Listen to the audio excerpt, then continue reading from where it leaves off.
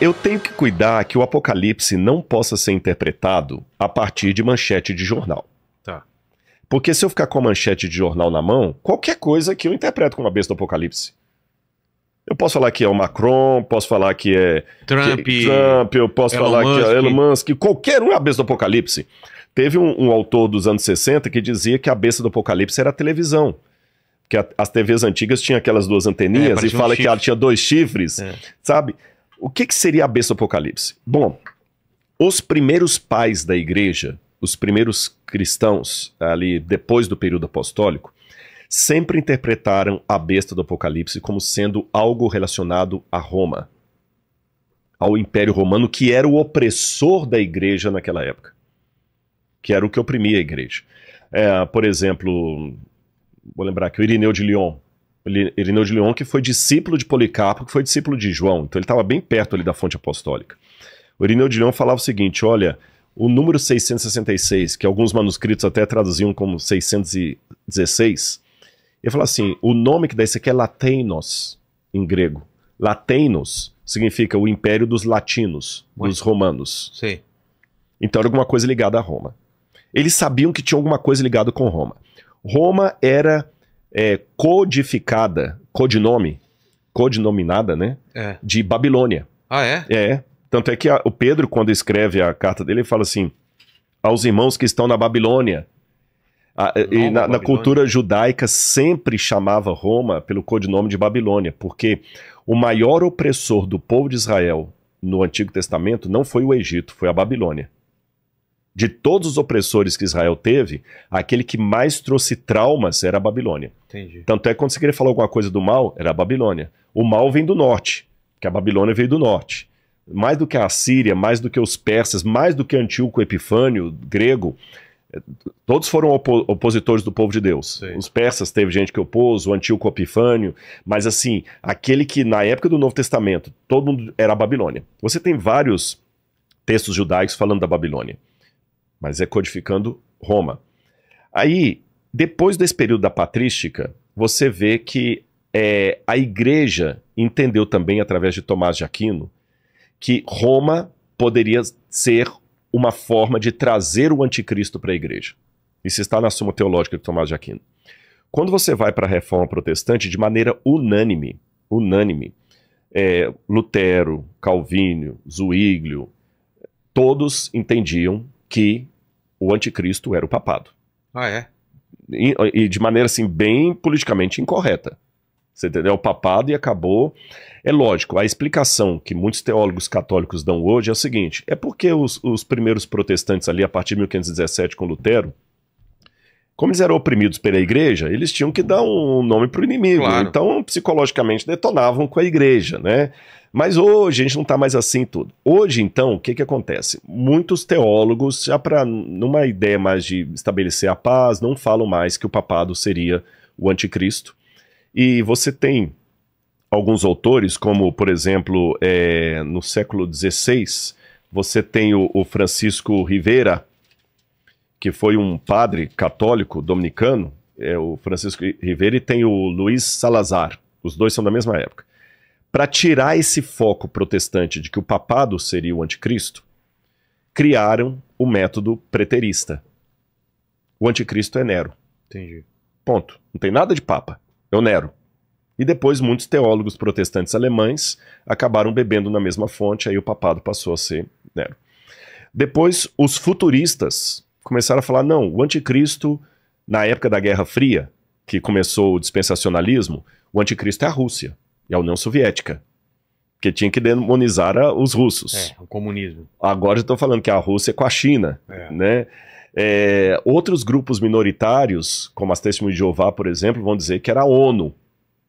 Outros grupos vão dizer que era um grande computador. Outros vão dizer que era um apóstata, que era um ateu. A internet. A internet. Como é que eu entendo isso? Eu tenho um trecho aqui interessante do próprio catecismo da Igreja Católica, e eu gosto dessa interpretação aqui do catecismo. Bom, aqui eu tenho as citações aqui de John Wesley, a Confissão Presbiteriana e Anglicana, de Westminster, a Confissão Luterana, todos falando que é o papado. a resposta católica também é importante ser dada.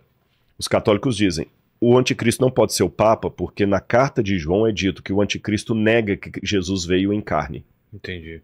Nega que ele veio em carne. E o Papa não nega que ele veio em carne, ele não é gnóstico. Entendi. Né? Mas olha o que diz aqui o Catecismo da Igreja. O Catecismo tem lá os vários pontos, 537, 534, os parágrafos, mas para quem quiser olhar no Catecismo é só colocar julgamento final da Igreja. Interessante o título, julgamento final da Igreja. E o Catecismo diz assim, antes da segunda vinda de Cristo, aqui é a posição católica, tá, gente? Não vai valer para o protestante. Sim. Antes da segunda vinda de Cristo, a Igreja deve passar por um julgamento final que abalará a fé de muitos crentes. Eu concordo com isso. A perseguição que acompanha a sua peregrinação na terra revelará o mistério da iniquidade, que é uma maneira de falar do anticristo, na forma de um engano religioso, oferecendo aos homens uma solução aparente para os seus problemas ao preço da apostasia da verdade. Ou seja, se a apostasia da verdade... É o afastamento da verdade. Então o anticristo não pode ser um russo ateu, nem um muçulmano. Tá. O anticristo tem que ser alguém, e eu concordo com o catecismo aqui, tem que ser alguém que saiu de dentro do cristianismo, porque quando você vai aqui na carta de João, que fala do anticristo, fala aqui, olha, Evangelho de João, capítulo 2, versículo 18, fala, filhinhos, esta é a última hora, e como vocês ouviram que o anticristo vem, também agora muitos anticristos têm surgido, por isso sabemos que é a última hora. Eles saíram do nosso meio. Então tem 3 elementos aqui que eu tenho que levar em consideração. Manifestações do anticristo já havia na época do Novo Testamento, porque eles falam que muitos dos anticristos já estavam surgindo. Segundo, o anticristo tem que ser alguém que sai de dentro do cristianismo, então não pode ser alguém de fora. E terceiro, esses anticristos da época de João eram um modelo daquele grande filho da iniquidade que ainda viria, que Paulo falou, que ainda não surgiu, mas virá, antes da vinda de Cristo. Porque fala que quando ele surgir, Paulo fala, o Senhor o destruirá. Então, peraí, então o anticristo não pode ser a União Soviética, porque não tinha União Soviética na época aqui. O anticristo não pode ser a ONU, porque não tinha a ONU nessa época. O anticristo tem que ser algum poder que já tinha exercício na época apostólica, que atraía pessoas que saíam de dentro do cristianismo e que, por alguma forma, vai estar de novo na segunda vinda de Cristo. Então, classificar o anticristo como um homem só já fica complicado, porque o camarada tem que ter 2000 anos de vida, pelo menos. Mas aqui, eu estou só pegando a Bíblia para ver que o que o catecismo está falando tá de acordo. Aí diz que esse anticristo atrairia muitas pessoas para uma apostasia da verdade. Deixa eu te falar uma coisa. Se a igreja se a mulher de Apocalipse 17 é o povo infiel, para você ser um adúltero, o primeiro requisito é ter sido casado. Para você morrer, o primeiro requisito... Tá vivo. Para você ser apóstata, o primeiro requisito é ter sido cristão. Sim. Não existe islamismo apostatado. Não existe budismo apostatado. Só existe cristianismo apostatado. Então o anticristo tem que ser alguma coisa que vai sair do cristianismo. Aí continua dizendo, o engano do anticristo já começa a tomar forma no mundo toda vez que a reivindicação é feita para perceber dentro da história aquela esperança messiânica que só pode ser realizada além do julgamento, através do julgamento escatológico. A igreja rejeitou até mesmo formas modificadas dessa falsificação do reino para vir sobre a forma do milenarismo, especialmente a forma política intrinsecamente perversa de um messianismo secular.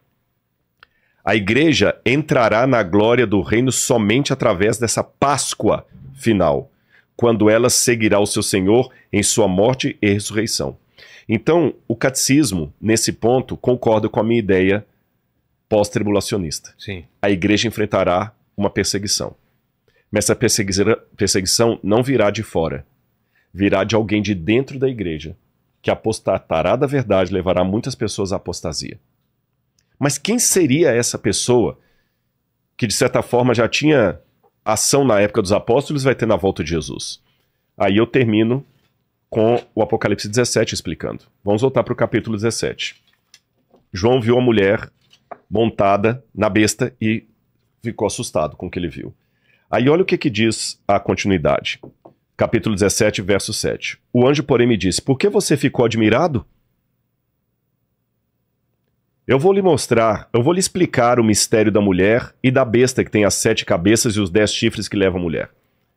A besta que você viu era, não é, está para emergir do abismo. Era, não é, está para emergir do abismo. Então ela atuava no período apostólico, vai ficar um tempo sem, assim, incubada, mas ela vai voltar no tempo final. É igual um tumor, que às vezes você vai, cura, ele fica entubado, depois ele volta. Era, não é, e vai surgir do abismo. E caminha para a destruição. E aqueles que habitam sobre a terra, cujos nomes não foram escritos no livro da vida desde a fundação do mundo, se admirarão, vendo a besta que não era, mas tornará a aparecer. Então é alguém que estava na época de João, ficará um tempo de suspensão e voltará a aparecer. Aqui está a mente que tem sabedoria. As 7 cabeças são 7 montes no qual a mulher está sentada. 7 montes no qual a mulher está sentada. E no verso 18 ele diz, a mulher que você viu é a grande cidade que habita sobre os reis da terra. Ei. Qual cidade dominava os reis da terra na época de João? Washington? Não. Moscou? Não. Jerusalém? É. Não, Jerusalém não dominava os reis da terra. De dominar? É Roma. Roma. Mostra aquela moeda para mim, por favor, de Vespasiano. Essa moeda romana que vocês vão ver aí, ela estava em circulação na época de João. Tá. Vespasiano foi o que mandou destruir Jerusalém no ano 70. Você tem aqui o imperador Vespasiano, está escrito em latim, né? Cesare Augustus Vespasianus Augustus, tá certo? E aqui tem do outro lado da moeda, Roma, tá escrito Roma, e ela é uma mulher sentada sobre 7 colinas. 1, 2, 3, 4, 5... Ali não mostra... 7, 8... 7 colinas, olha lá. 1, 2, 3, 4, 5, 6, 7. E em todos os livros nós sabemos que Roma é descrita como a cidade que se assenta sobre 7 colinas.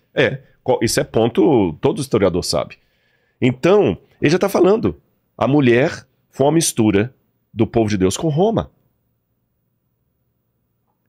E aí o que acontece? O próprio catecismo fala para a gente ficar alerta, que virou uma apostasia. Então, por que não entender que, de alguma maneira, o mesmo poder romano que durante a Idade Média e início da Idade Moderna sancionou tantas perseguições com reis, com Inquisição Espanhola, Santo Ofício, tantas coisas erradas que foram feitas, não pode ser justamente a consubstanciação histórica disso que João viu. Repito, não é detonar com a Igreja Católica. Lembra que eu falei? É entender que teve coisas erradas feitas em nome de Jesus que me dá muita tristeza. E tinha muita gente sincera na Igreja Católica. Por exemplo, exemplos eu posso dar da minha vida particular. Eu tive padres que quando eu ficava no mosteiro com eles, eu lembro uma vez que eu cheguei aqui no Ipiranga lá e os padres me recebiam ali. E um belo dia eu esquentava minha comida lá e depois ia para a sala assistir o Fantástico com os padres. Aí um dia o padre chegou lá e falou, Rodrigo, desculpa, padre Dionísio. Desculpa, tomou o prato da minha mão que eu tinha esquentado. Me perdoa, Rodrigo, me perdoa. Eu falei, o que foi? Ele pediu um perdão e tomou o prato da minha mão.